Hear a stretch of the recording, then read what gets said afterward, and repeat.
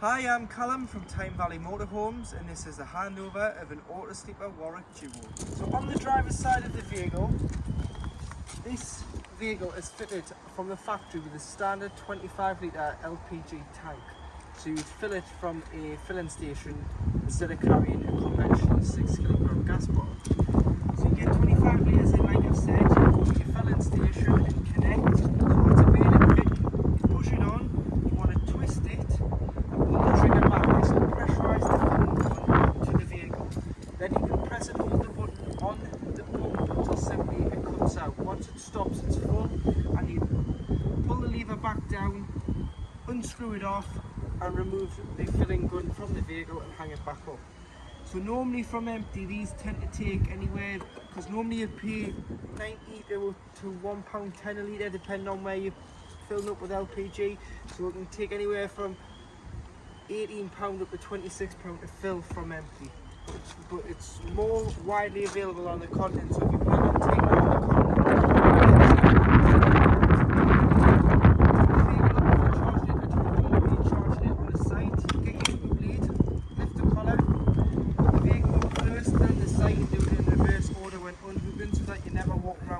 lead, and there is a small blue clip that you need to press down to release the pins in the lead. 2 foot vents underneath the vehicle. When they're clipped up, you've got a grey tap and you've got a blue tap. So grey tap is dirty water, so once you've finished on your site, before you drive off, just drive over the grid, get rid of your dirty water, allow this to drain out. You never really want this to stay in the vehicle because it adds unnecessary weight, which is going to take the weight of your payload and your fuel consumption. It's going to affect that because it's going to be carrying more weight. So get rid of that water, make sure that it's fully drained off in the winter, and then your fresh water, if you've taken on a source of contaminated water or you drain it down for the winter again, you want to open that and allow that water out so that the vehicle is completely dry of water in the winter, so nothing can freeze. And then they just clip back up, ready for travel.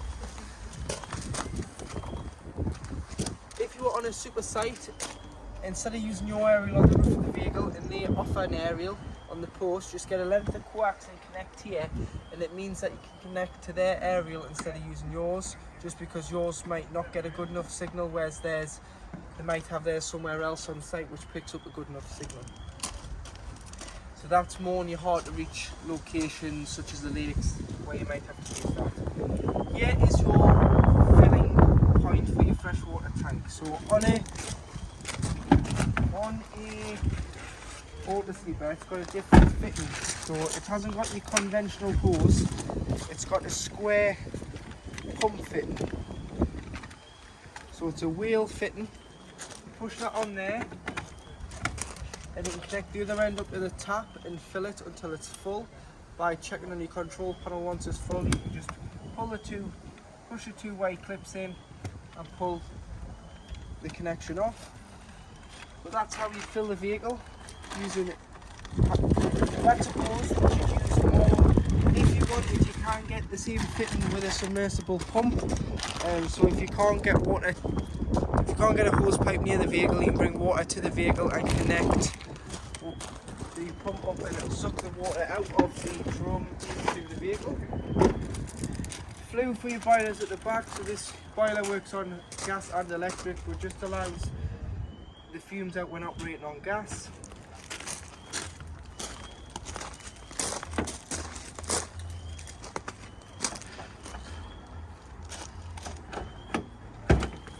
The back of the van, you've got your lounge. There's nothing really in here apart from your high level brake light and reversing camera. 2 speakers in the back doors. Always shut this door first before this one.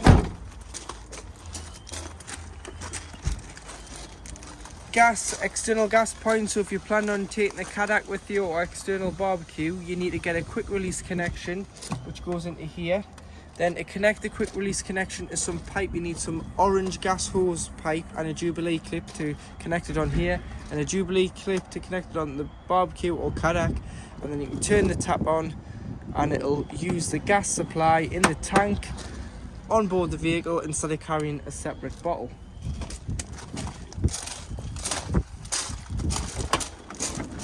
Warning light is this light here, so it's got a little yellow light next to it just to indicate that your warning light's on. Steps here, so that will retract when the engine starts. You have to turn the engine off to put that back out, and then this is your cassette. So on an auto sleeper, it has a header tank, and a header tank is your flush liquid. So on most motorhomes it comes from your main freshwater tank, but on some caravans and some motorhomes they have a header tank, and this one has a header tank. So here is where you'd put, so carry yourself a jug or a little watering can, put some pink liquid in and some water and mix it, pop it into here and fill it. And you might think, looking at that there, that that's full. It's not, it just force feeds itself. So just, it'll take a glove of air in and it'll feed itself, and you can see how full the header tank is. So at the moment it's about 3/4 of full. Keep filling that and that'll go up, and that means when you flush a toilet, that's the liquid you get. So with it being the pink, it's a bowl cleaner as well. And then underneath, when the cassette's full, you can slide the cassette out. You can drag it, or you can carry it to your waste disposal point, so your toilet disposal point, which is normally beside your toilet block and showers on site. Remove the cap, pop that to one side for a moment, start to pour, press the green button at the back, allows the air into the cassette, stops it glugging by giving it a consistent flow. Tip out, bit of water in, rinse, tip out again, cap full of liquid, and you're ready to go back in.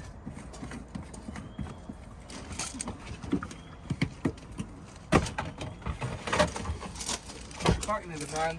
This little cap, which can be found on top of the cassette, also helps when filling the header tank. So that clips onto here, and it means when you're filling, it's just a lot easier. So you've got that little bit extra space where if it does overflow, it'll start to fill itself. And that can just be found inside the cassette. Awning handles there for the awning, which is a dual omnister awning. Diesel filler opens with the main ignition key, which is this key here, the Peugeot Boxer key. Tyre pressures are here, so 4.1 bar on the front, which is 59.3 psi, and 4.5 on the back, which is 65 psi. Your weight plates here, so 3.5 ton. If you were to put a tow bar on and tow with this, the vehicle and whatever you're towing can't go over 6 ton. You've got a unique build number here. Your PO number is a unique build number. You've got your chassis number, and you've got your front and back axle weights. Fitted as standard from the factory, you do have rear air suspension, so you can adjust that by just putting a tyre inflator onto the tyre inflation point, which is this nipple here, and you can inflate that. And it all depends on how hard you want the back axle to be. So whether you want it harder, which means it can carry a little bit more weight in air suspension, that's why they put on. But it all depends on, and it will make the vehicle drive differently on the back, inflating it more or letting some air out, because obviously then it will ride differently on the road. But you can look in your forums and on your owner's book to see what the best is. Normally it's between 3 and 4 on the gauges, which is the best for it to run at. Underneath the seat you do have a jack and a brace and a tow knife, so your tool kit. Underneath the floor is where your engine battery lives. It's not underneath the bonnet, but the bonnet releases here, so open this door and you can pop the bonnet.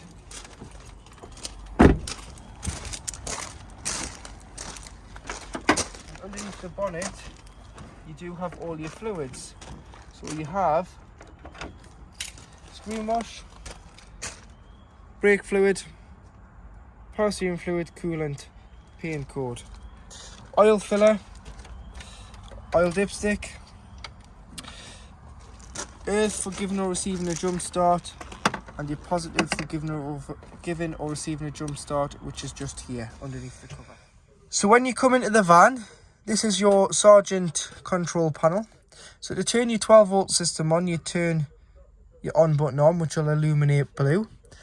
And then you always want it on battery L, which is the leisure battery, which is the battery which is designed to power the motorhome.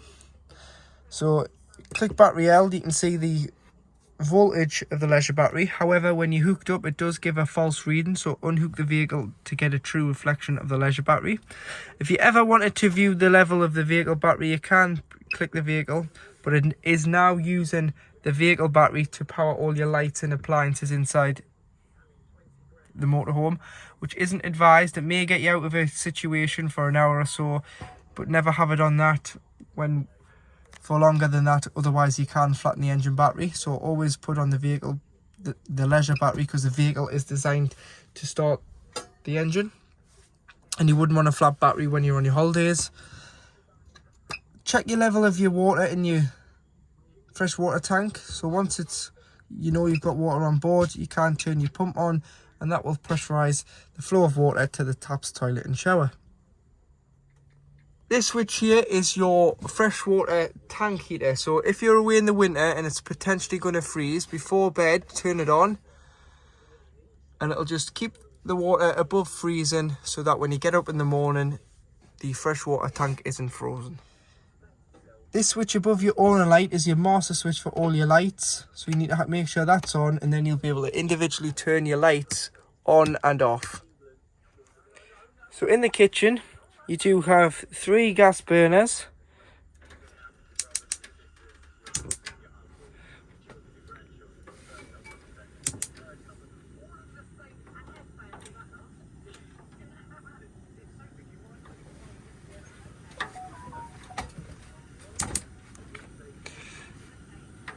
As well as 1 electric hot plate, which indicates red here when it's on, which is only on mains, so you've got to be hooked up for that to work. And make sure everything is turned off and cold before you put the glass lid down, otherwise it may shatter with the heat. Underneath you've got your grill,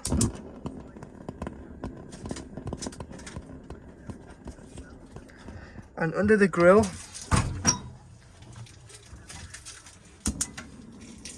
you have your ovens. Oven sticker here if you ever need any parts, shelves, anything for the oven. That is the numbers you need to give us, or any other motorhome and caravan place.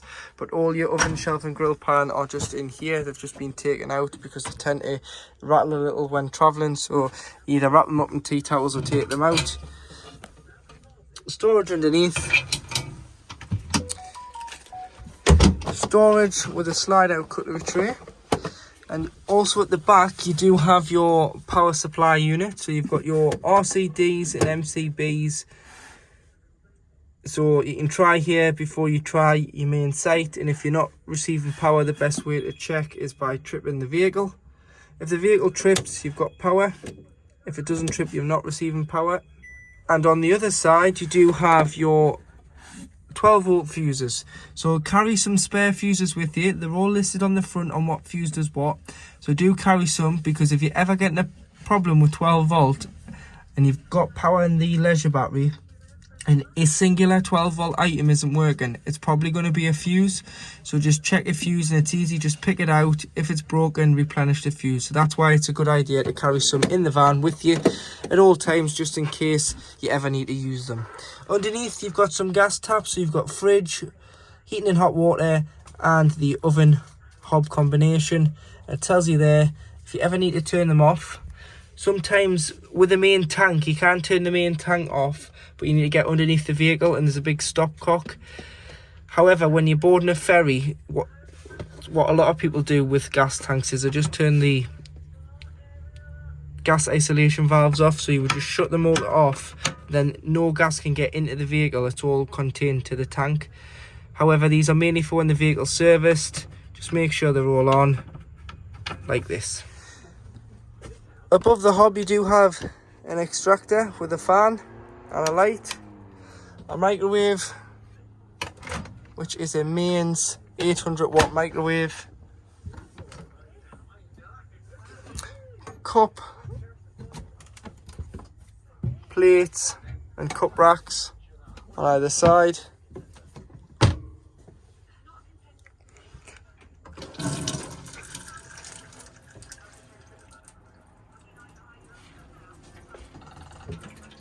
As long as the pump's on, you get a pressurised flow of water.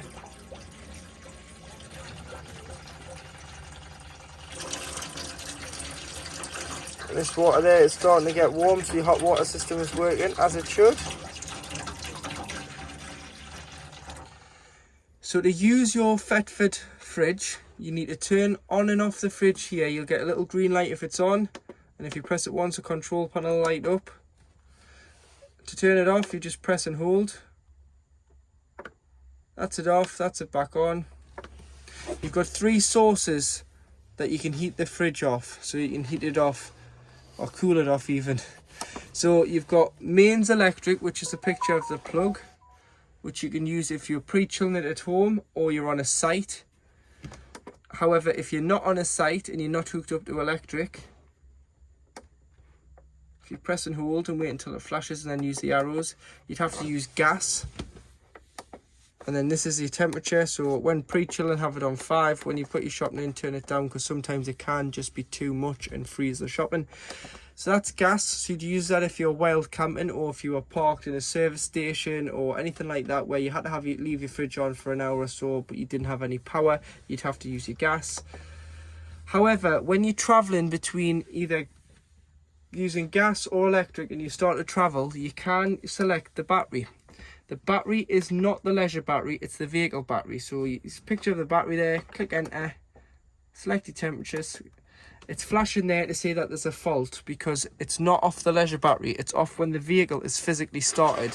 And as I've got the keys in my hand and the van's not running, it won't work. However, when I start the engine, it will work and it'll send 12 volt to the fridge and act it like a giant cool box and keep it at the same temperature, so you can use it on 12 volt when traveling between one site and another, or if you've pre-chilled it at home, you've put your shopping in the night before, put on a battery before you drive to your first site, and then you can either, when you get your first site, you can select 240 volt. If you're going wild camping once you've travelled from home, you can select gas and it'll self-ignite. However, when you're not using it, turn it off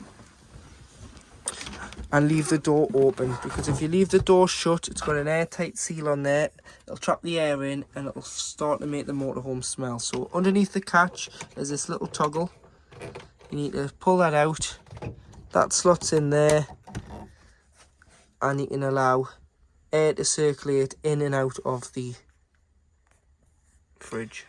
So to operate your Truma Combi heating and hot water system, you've got your energy selection one side and what you're heating the other side. So starting off with this side, you've got it on off here. There's a little nib which is on the 0, that's off. 1 to 5 is your thermostat, 5 is equivalent to 30 degrees, which is your room temperature. So if you wanted it to be 30 degrees, you'd have it on 5. If you wanted somewhere in between, you'd have it on 3 or 4. Just depending on how hot you want the inside of the van to be. If you're using the heating, you've always got to make sure it's above the outside air temperature, otherwise it will not work. So if it's 15 degrees outside, you've got to have the heating set to 20 degrees for it to feel the difference and kick in. Don't have it fitted or selected to 15 degrees because it won't work. And then you've got your hot water setting. So starting at the top, you've got 60 degrees of heating your hot water. You've got 40 degrees of heating your hot water, and you've only got a 10 litre boiler on board any motorhome or caravan. So it's 10 litres at a time. You've got off, you've got the gas flame on its own, which is heating on its own with no water, or you've got heating and hot water at the bottom at 60 degrees. Then you've got your energy source on the left hand dial. So at the top you've got 2 wiggly lines, which is electric only on 1800 watts. Then you've got a lower amperage of electric, so if you're on a smaller CL site or abroad where they're not as generous with the electric, you may have to use this one, which is 900 watts of mains electric. Gas on its own, which you'd use if you were wild camping, which you'd have to make sure that you've got gas in your gas tank. Gas and electric, so you've got gas with the boost of a 900 watt mains electric, or you've got gas and 1800 watts of electric. You'd use gas, which is known as mix 2, the bottom one, mix 2, mix 1. Mix 2 you'd use in the winter to reduce the time it takes to heat the vehicles. For first 20 minutes use your gas, then just turn it off electric and off gas, should I say, and back to electric to continue to heat the motorhome. But it's all explained here on the sheet what it does. So selection, so how hot you want it to be on the outside, what you want to heat, what source you're selecting. Now in your washroom, to operate your toilet, before you use it, if you just want to press the blue button, which is your fresh water flush from your header tank, bit of pink in there, helps lubricate the seal between the blade and the cassette. And then open the blade, use the toilet, flush it after use, and close the blade. Always make sure the blade's closed. If the blade's ever open, the cassette won't come out the side of the van. It's got to be shut because the mechanism is engaged and it won't come out. And you'll get a light just here indicating that the cassette is full.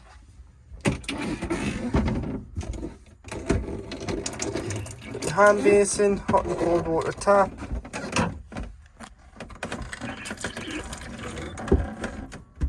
Be careful when you've filled this, just because it's filling a little tank underneath, which is then draining away. Shower head, when you're not using it and you're parking it up in the winter, more so in the winter, what you want to do is unscrew the shower head from the hose. Take this out of the holder and lie the hose down. Stop any water from sitting in here and potentially freezing with the mixer taps left open throughout the van. So kitchen, hand basin and shower tap leave open. Toiletry cabinet, toilet roll, soap, toothbrush holder, towel holder.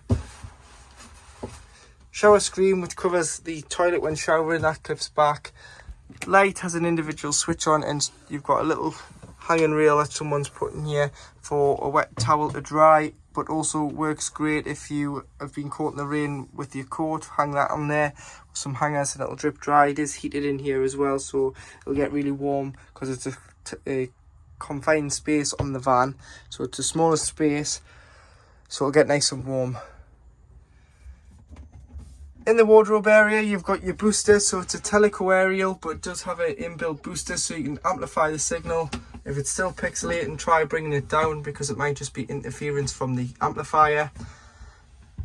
You've got DVD, AV points plug in there, so if you wanted to put a DVD player in, if the telly hasn't already got one built in, it's a bit outdated now, you could have plugged one in there. 12 volt. And a telly point in there, as well as a hanging rail for the wardrobe, but you'll not be plugging a telly in the wardrobe. Might just be a great place to charge a 12 volt item.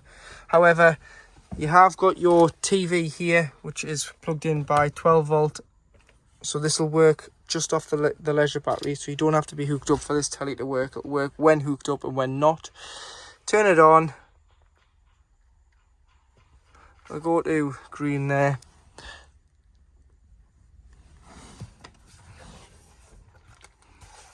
Some buttons on the top as well, but normally you would just use the remote.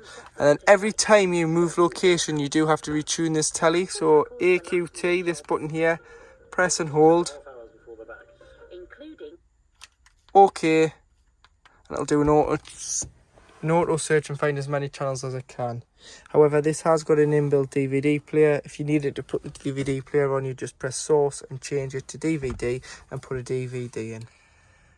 Underneath the bench seat behind the kitchen, you've got your mains 240 volt isolator for heating the water and providing the heating in the vehicle on mains.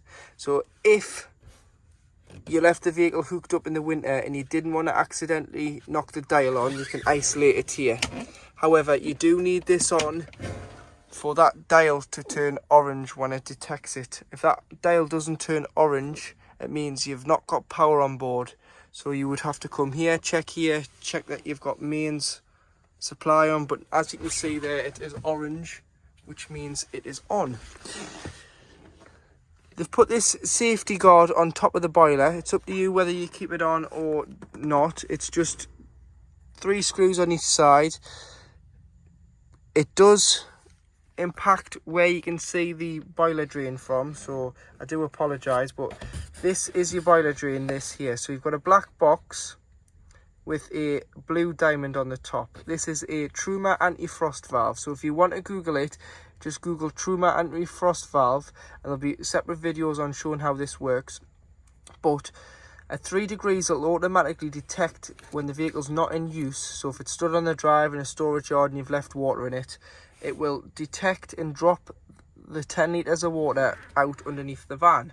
However, never become 100% reliant on this, because in case it does become faulty. So what I would do is put my hand down there, make sure the pump's off, turn the valve, and you see it's the other way now, and there's a nib in the middle that's popped up, and the water's draining directly out underneath the van. To stop this, you need to turn the valve the other way and pop your hand right at the bottom of the box. So you want to feel the floor, and there's a little blue button which you need to flick in, which is just on this side at the very bottom. Push the button in, that'll stop it, and that's closed, and you can now fill the vehicle back with water. But you would open it in the winter, drain it down, so leave it fully open in the winter, leave all the taps open, from the fresh and the waste outside, all the taps inside, so that you get no water on board. Put the pump on for 10 seconds to blast the pump filter out, then turn it off, and then when you're ready to reuse it, shut the valve here. If this doesn't shut because you're trying to use it when it's still too cold, heat the area first by just putting the heating on. This area gets really warm, and then you'll be able to push that button in at the bottom and it should stay in, because it's always the button that just pops out when it detects the cold. Then you'd have to prime the systems by going to the cold side. You should get a pressurized flow of cold water straight away. Hot side, it'll cough splutter because it's pushing the air out of the 10 litre container in the boiler until it fills it with water and you get a pressurized flow. So do one tap, do them all, then the system's primed. That's your boiler. You may just want to take that cover off, like I've said, to get access to that, because it is quite tight and fiddly with one hand. Carpets, slide out drawer at the front. You've got a switch for your, same as your heated freshwater tank, you've got a heated wastewater. So again, if it's going to freeze overnight before bed, turn that on. It'll stop the dirty water from freezing in the grey water tank. So at the back of the van, you can either use the beds are long enough for singles. If you're using them as singles, you may just want to take the backrests out and put them on the floor, just so that you get a wider sleeping position, or you can pull it forward slightly if you want. If you want to make the double, all you need to do is lift and slide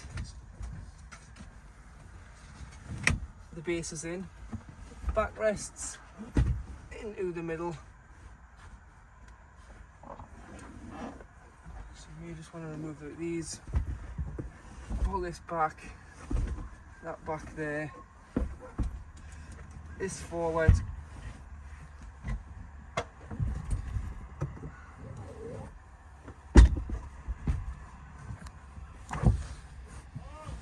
and tight squeeze, but it makes the bed. What I would advise is turning everything upside down, because you get the flatter surface to sleep upon, then having the bull nose and all the ribs of the cushions. So everything upside down, you put a sheet on and you've got your double bed there.